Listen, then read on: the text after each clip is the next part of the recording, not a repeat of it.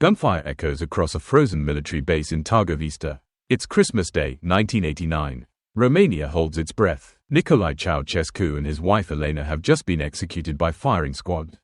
Their bloodied bodies will show that one of Eastern Europe's most repressive regimes is no more. But as the world watches the dictator fall, three questions remain unanswered. Where were their children? What became of them in the chaos of revolution? And how do you survive when your surname is Ceaușescu? Introduction: The shadow of a dynasty.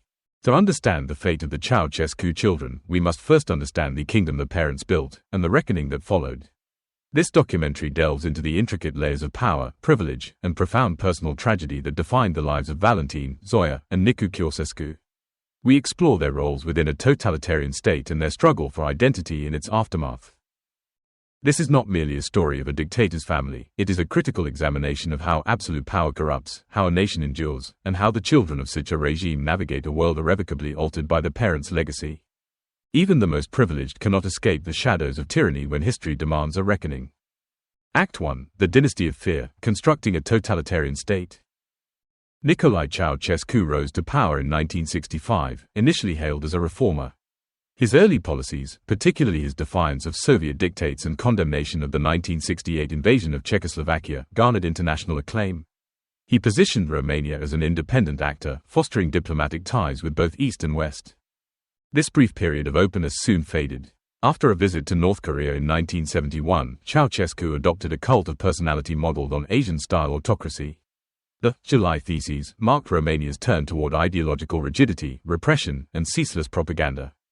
His face loomed on every street. State media dubbed him the genius of the Carpathians. His wife, Elena, was celebrated as a world-class scientist, despite her limited formal education.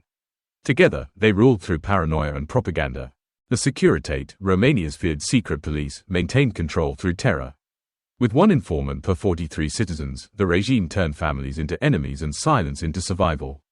Dissent was crushed before it could breathe. Ceaușescu's push to repay foreign debt led to mass exportation of food and goods.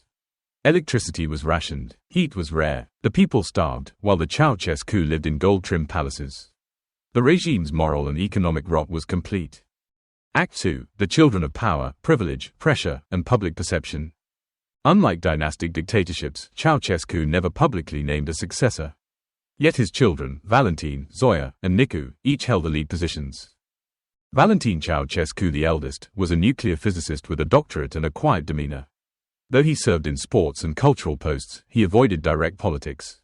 Seen as the most normal, he carved a career in science and led Steaua București to European football glory in 1986. Zoia Ceaușescu, the only daughter, was a brilliant mathematician.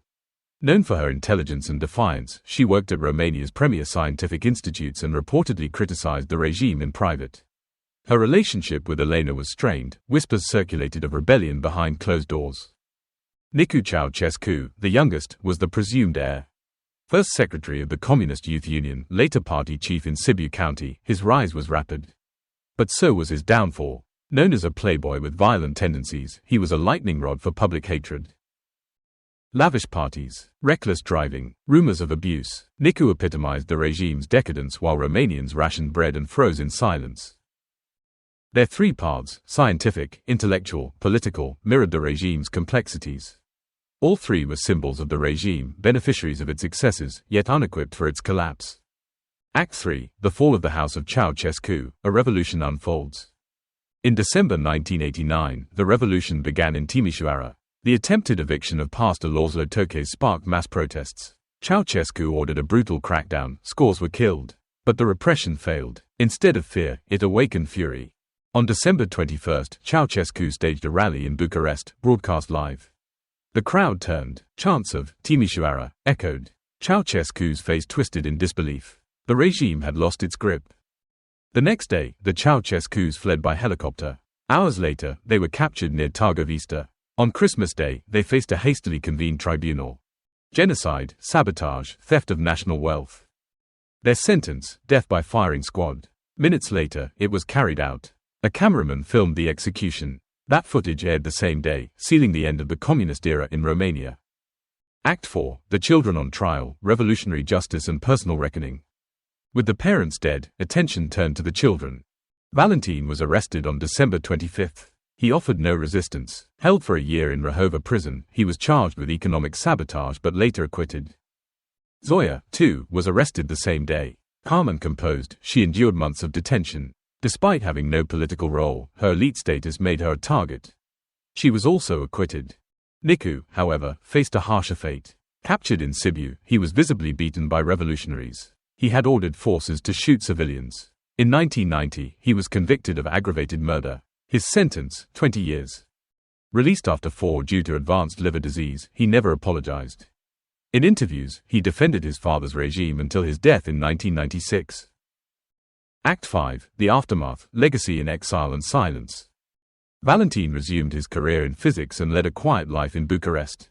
He fought legal battles to retrieve family property and secure proper graves for his parents, graves that remained unmarked until 2010. Zoya attempted to return to mathematics, but faced rejection. She struggled with depression. In 1998, she died of lung cancer at age 49. Her funeral was private. She left no descendants. Nicu, defiant and broken, died at 45. He left behind infamy, not redemption. Final act, Legacy in Ashes, Romania's enduring memory. More than 30 years on, the Ceaușescu name still casts a shadow. Property disputes continue. Courtrooms argue over symbols of a bygone dynasty. Public memory has softened toward Valentin and Zoya, but Nicu remains a cautionary tale. And yet, among some Romanians, especially the older generation, nostalgia for Ceaușescu's stability lingers. They inherited a regime, but never its future, only its consequences. The children of Nicolae and Elena Ceaușescu were born into power. They lived through privilege, and they survived a revolution that destroyed their legacy. Conclusion: unearthing the past for a clearer future. This is History Unburied, where we dig beneath the rubble of history to reveal the complex truths that shape our world. If you found this exploration meaningful, subscribe and join us as we continue to uncover the forgotten, the buried, and the untold. What other legacies of power deserve to be unearthed and critically examined? Leave your thoughts below.